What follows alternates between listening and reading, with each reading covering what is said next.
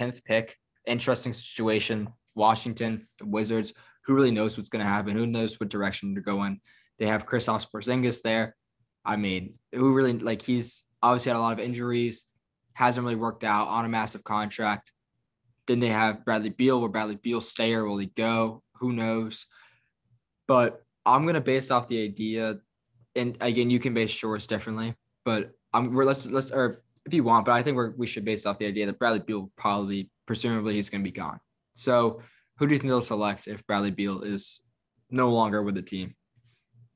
I think they go for Matherin because I still haven't left. I think he's the best player. And if they're going into like a rebuild without Bradley Beal, like their best player, they got Kyle Kuzma, so that's fun. Shout out Kyle Kuzma, by the way. He had a great second half of the season for the Wizards. So shout out to him. But no, I like Matherin, like we were talking about earlier when you had him going.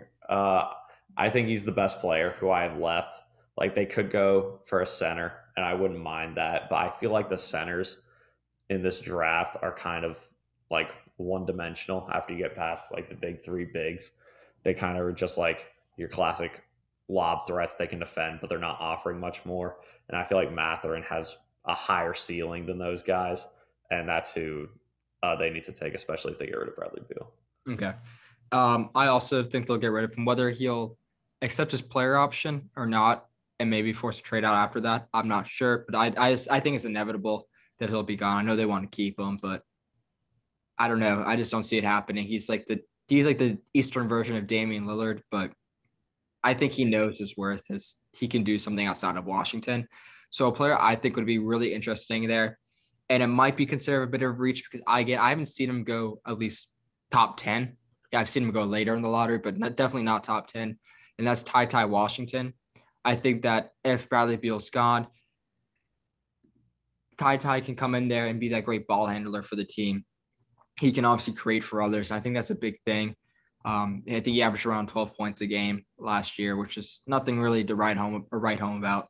But I think he'd be perfect to kind of go in there and be that player who can move the ball and have someone who can create shots for others. Because when Bradley Beal's gone, I don't know who would really go out there and be able to create shots for others. I don't see Kuzma, obviously not Porzingis, as a big. That's like a 1 in a million shot that like you'll have a Nikola Jokic on your team. So I think they go for Washington. I think they can develop him some more.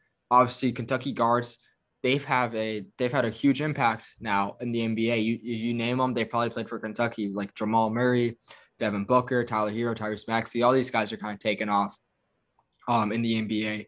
So I think they go for Washington. I think he'd fit well with the team. Yeah, no, I like that pick. I like the idea of having another playmaker once Bradley Beal leaves. Because, yeah, like you said, there's nobody really creating offense for themselves. So they're going to need somebody to do that.